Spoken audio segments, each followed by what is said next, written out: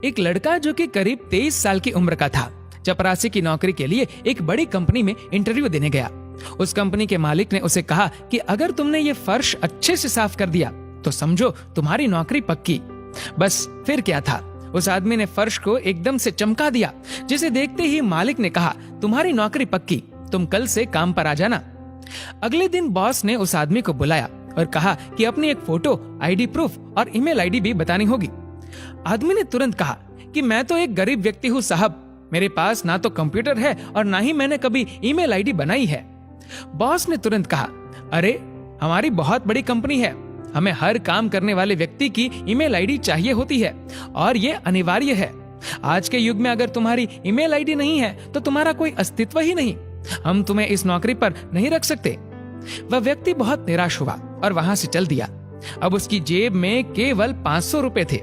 उसने फैसला किया कि वह सब्जी बेचकर थोड़े पैसे कमा लेगा। उसने 500 रुपए के टमाटर खरीद लिए और सिर्फ 2 घंटे में उसके सभी टमाटर बिक गए। उसने फिर से 500 रुपए के टमाटर खरीदे और वो फिर बिक गए। इस तरह उसने दिन में 3 बार 500-500 रुपए के टमाटर खरीदे और सारे टमाटर बिक भी जाते। दिन के अंत में उसे काफी मुनाफा हो गया। घर आकर उस व्यक्ति ने सोचा कि अगर मैं इसी तरह सब्जी बेचता रहूं तो काफी मुनाफा कमा लूंगा। उसने 6 महीने तक यही काम किया और जब उसके पास काफी रुपए इकट्ठा हो गए तो उसने सब्जी की एक रेहड़ी खरीद ली। अब उसका काम बहुत अच्छा चलने लगा था। बहुत जल्द उसने ट्रक से सब्जी बेचनी शुरू कर दी और देखते ही देखते उसने सब्जी बेचने का होलसेल काम शुरू कर दिया।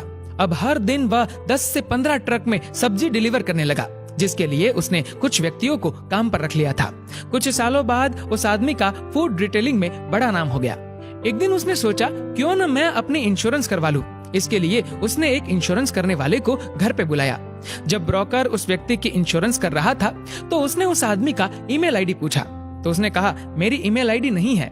इंश्योरेंस ब्रोकर ने बड़ी हैरानी से पूछा कि आपका इतना बड़ा बिजनेस है लेकिन आपका ईमेल आईडी नहीं है, ऐसा कैसे हो सकता है? उस ब्रोकर ने कहा, आपको पता है, अगर आपका ईमेल होता तो आप आज कहां से कहां होते? पर व्यक्ति थोड़ी खामोशी के बाद बोला, अगर मेरा ईमेल होता तो आज मैं एक चपरासी होता। ये बात उस इंश्योरेंस ब्रोकर को तो समझ नहीं आई, लेकिन आपको शायद अच्छे से समझ आ गई होगी।